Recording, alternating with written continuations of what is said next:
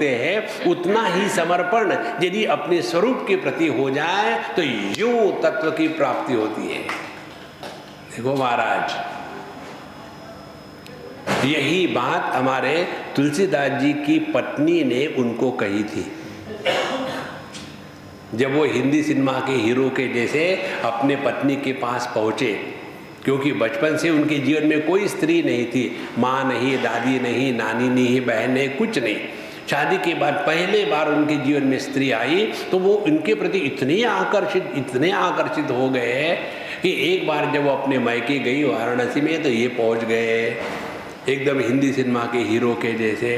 तो उन्होंने कहा, उनके पत्नी ने, इस देह के, चमड़ी के, मांस के, गंदगी के शरीर के प्रति इतनी आप समर्पित है, इतना ही समर्पण यदि भगवान राम के प्रति होगा तो आपको निश्चित रूप से भगवान दर्शन देंगे। और उन्होंने उसी क्षण अपने जीवन को बदला और एक साधारण व्यक्ति से तुलसीदास बन गए।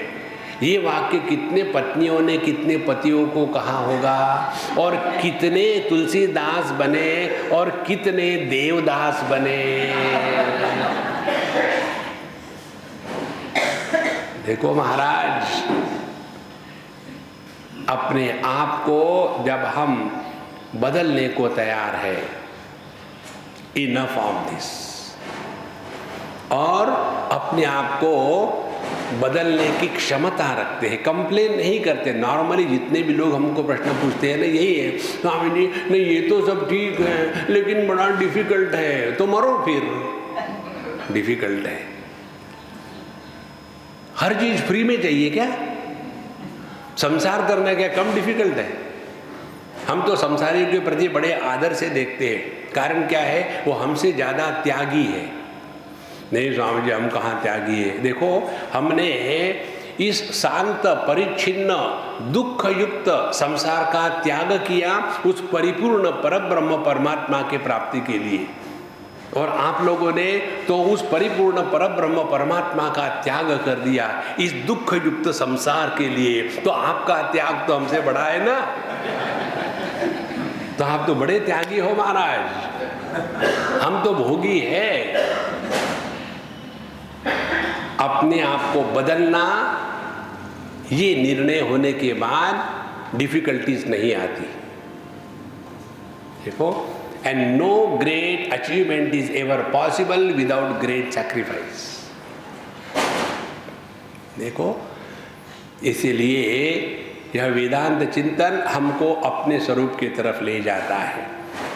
तो व्यक्ति से हट करके अभिव्यक्ति में प्रवेश करना है। कैसे होगा? जब हम भगवान 6वें अध्याय में इसका उत्तर देते हैं, आत्मौपम्येन सर्वत्र समं पश्यति अर्जुन सुखम वा यदि वा दुखम स योगी परमो मतः। भगवान कृष्ण की योगी की परिभाषा, जो आसन मान के बैठता है वो योगी नहीं है कन्हैया के अनुसार। आत्मौपम्येन सर्वत्र समं पश्यति अर्जुन। देखो, जो सबके साथ वैसे ही रहता है जैसा अपने साथ रहता है। हम अपने साथ कैसे रहते हैं? जब हमारी जीवन में कोई खुशी हुई तो सबको खुशी बांट करके अपने खुशी को बढ़ाना चाहते हैं ना। जैसे शादी होने वाली है तो कितनी पत्रिका छाप करके सबको बांटेंगे, क्योंकि खुशी का दिन है, एक ही दिन जीवन का। उसके बाद तो फिर बेक बे दुड़े चार, तो सबको हम बांटना चाहते हैं क्योंकि हम खुश हैं, सबको बुलाएंगे अपने खुशी में। और समझो हमने डिसाइड कर लिया कि अब डाइवोर्स करना है, तो हम क्या वही लिस्ट लेंगे?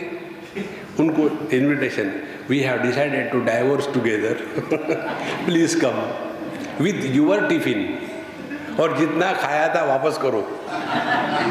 ऐसे थोड़ी होता है।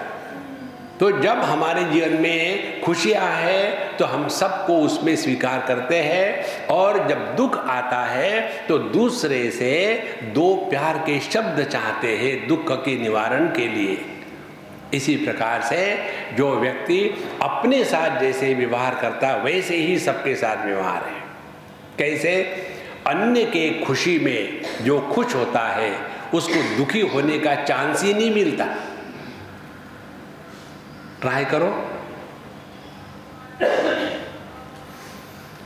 फिर आपकी खुशी का क्या राज है? यही राज है हमारे खुशी का। लोगों की शादियां होती, हम खुश हो जाते हैं, खुशी हमारी, शादी उनकी। देखो मजे की बात है।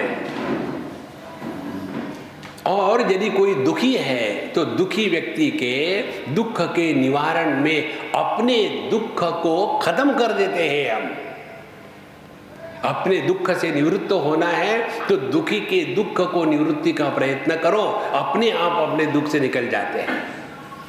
देखो माँ होती है, कुछ भी हो रहा उसको, लेकिन छोटे बच्चे ने कहा रात को 2 बजे, मम्मी मुझे भूख लगी है, मुझे दूध चाहिए, तो वो उड़ जाती है, अपने दुख को भूल गई क्योंकि बच्चे के लिए काम कर रही है। और वही हस्बैंड ने कहा तो फ्रिज में रखा है, जाके ले लेना, फिर शुरू।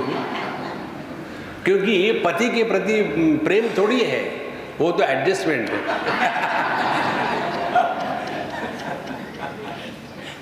देखो महात्मा जी, इसलिए अपने हृदय में यह प्रेम जब प्रकट होता है तब हम व्यक्ति से हट करके अभिव्यक्ति में पहुंच गए। ध्यान से सुनना, व्यक्ति से अभिव्यक्ति में पहुंचना माने क्या? व्यक्ति माने मैं तू, अभिव्यक्ति माने मैं के एक्सटेंशन को अभिव्यक्ति कहते हैं। जैसे हमारे भूख के कारण हमको पीड़ा होती है, उसी प्रकार से अन्य के भूख की पीड़ा जब हमको होने लग जाती है ना, तब हमने व्यक्ति का त्याग करके अभिव्यक्ति में पहुंच गए। इसीलिए सभी साधु संत कहते हैं अन्नदान को महापुण्य है, क्योंकि सबसे बड़ा दुख होता है जब आदमी को कस के भूख लगी है और खाना नहीं, और कोई खाना दे दे तो कितनी प्रसन्नता है। इसीलिए महाराज व्यक्ति से हट करके अभिव्यक्ति में प्रवेश तभी हो सकता है जब यह चिंतन ठीक से चल रहा हो। तब यदि चिंतन ना हो तो दूसरे को लेक्चर झाड़ेंगे, अपने में परिवर्तन नहीं आएगा। तो जो लेक्चर झाड़ने वाले होते हैं वो होते हैं लिपस्टिक वेदांती। लिपस्टिक वेदांती माने दूसरे को ज्ञान सिखाएंगे और अपने को जैसे के तैसे, कोई फर्क नहीं। काम, क्रोध, लोभ, मोह, मद, मात्सर्य, जेलसी, फ्रस्ट्रेशन, तू मैं, गुस्सा, ये वो, ये वैसा का वैसा बना रहेगा।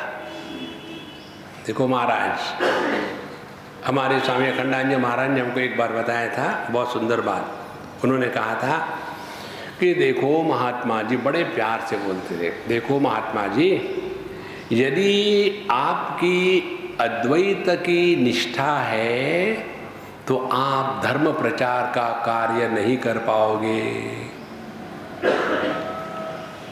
ईशावास्यमिदं सर्वम, सिर्फ इन लोगों को छोड़ करके, ईशावास्यमिदं सर्वम, उस महात्मा के पास मत जाना। ईशावास्यमिदं सर्वम, वो अपना छोड़ के चला गया, उसके प्रवचन में मत जाना। ईशावास्यमिदं सर्वम, किसको धोखा दे रहे हैं? देखो संतो,